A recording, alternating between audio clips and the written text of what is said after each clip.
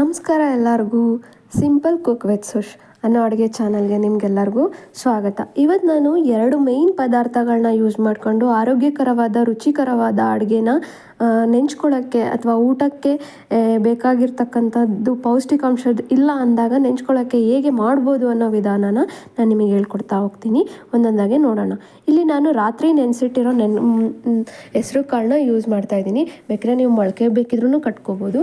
ಅದೇ ರೀತಿ ಸಬ್ಬಕ್ಕಿ ಸೊಪ್ಪಲ್ಲಿ ಮತ್ತು ಹೆಸರು ಕಾಳಲ್ಲಿ ಹೇರಳವಾದ ಪ್ರೋಟೀನ್ ಅಂಶಗಳು ಇದೆ ಮತ್ತು ಇದು ದೇಹಕ್ಕೆ ತಂಪನ್ನು ಮಾಡ್ತಕ್ಕಂಥ ಒಂದು ಶಕ್ತಿ ಇದೆ. ಸೊ ಹಾಗಾಗಿ ಈ ಬೇಸಿಗೆಗಾಲದಲ್ಲಿ ನಾನು ಯೂಸ್ ಮಾಡ್ತಾಯಿದ್ದೀನಿ. ಹಾಗೆ ನಾನು ಗಾರ್ಲಿಕ್ ಅಂದರೆ ಬೆಳ್ಳುಳ್ಳಿನೂ ತಗೊಂಡಿದ್ದೀನಿ. ಇವು ಮೂರನ್ನು ನಾನೇನು ಮಾಡ್ತಾಯಿದ್ದೀನಿ, ಒಂದು ಬೌಲಿಗೆ ಹಾಕ್ಬಿಟ್ಟು ಬೇಯಿಸ್ಕೊಳಕ್ಕೆ ಇಟ್ಕೊಳ್ತಾ ಇದ್ದೀನಿ.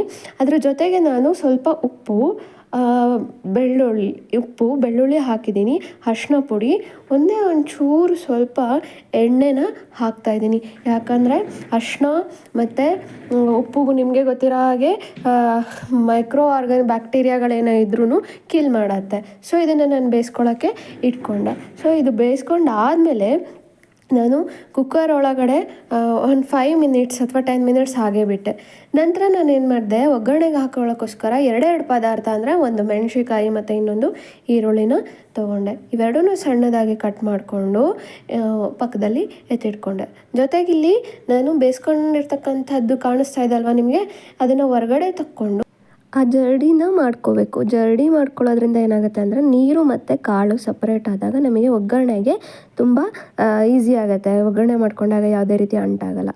ಈ ನೀರನ್ನು ಏನು ಮಾಡಬೇಕಪ್ಪ ಅಂತಂದರೆ, ನಾವು ಈ ನೀರನ್ನು ಬಿಸಾಕೋಕ್ಕಾಗಲ್ಲ. ಸೊ ಹಾಗಾಗಿ ಮಕ್ಕಳಿಗೆ ಕುಡಿಯೋಕೆ ಕೊಟ್ಟರೆ ಡೈಜೆಷನ್ ಪ್ರಾಬ್ಲಮ್ನು ಕಮ್ಮಿ ಆಗುತ್ತೆ. ನಾವು ಕುಡಿದ್ರೆ ದೇಹಕ್ಕೆ ತಂಪು ಇನ್ನೂ ಚೆನ್ನಾಗಿರುತ್ತಲ್ವ. ಸೊ ಹಾಗಾಗಿ ಇದನ್ನು ಸಪ್ರೇಟಾಗಿ ಎತ್ತಿಟ್ಕೊಂಡು ಕುಡಿಬೋದು. ಸೊ ಈಗ ಒಗ್ಗರಣೆಗೆ ಬೇಕಾಗಿರ್ತಕ್ಕಂಥ ಪದಾರ್ಥಗಳೇನೇನು ಅಂತಂದರೆ, ಜೀರಿಗೆ, ಸಾಸಿವೆ ಮತ್ತು ಕೊತ್ತಂಬರಿ ಸೊಪ್ಪು ಮತ್ತು ಕರಿಬೇವು, ಇಷ್ಟನ್ನಷ್ಟೇ ನಾನು ಯೂಸ್ ಮಾಡೋದು. ಸೊ ಈಗ ಒಗ್ಗರಣೆಗೆ ನಾನು ಏನು ಮಾಡಿದೆ, ಎಣ್ಣೆ ಹಾಕ್ಕೊಂಡೆ.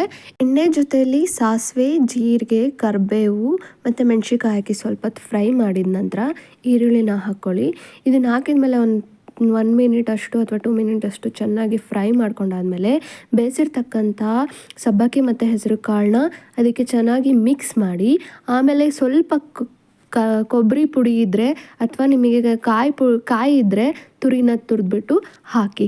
ಇದರಿಂದ ನಿಮಗೆ ಏನಾಗುತ್ತೆ ಅಂದರೆ ಕಾಯಿದು ಫ್ಲೇವರ್ ಸ್ವಲ್ಪ ಚೆನ್ನಾಗಿರುತ್ತೆ, ಆಮೇಲೆ ಅದರದ್ದು ಘಮ ಕೂಡ ಬರುತ್ತೆ. ಸೊ ಇಷ್ಟು ನಾನು ಮಾಡಿರ್ತಕ್ಕಂಥದ್ದು ಹೆಸರು ಕಾಳಿನ ಮತ್ತು ಸಬ್ಬಕ್ಕಿಯ ಪಲ್ಯ.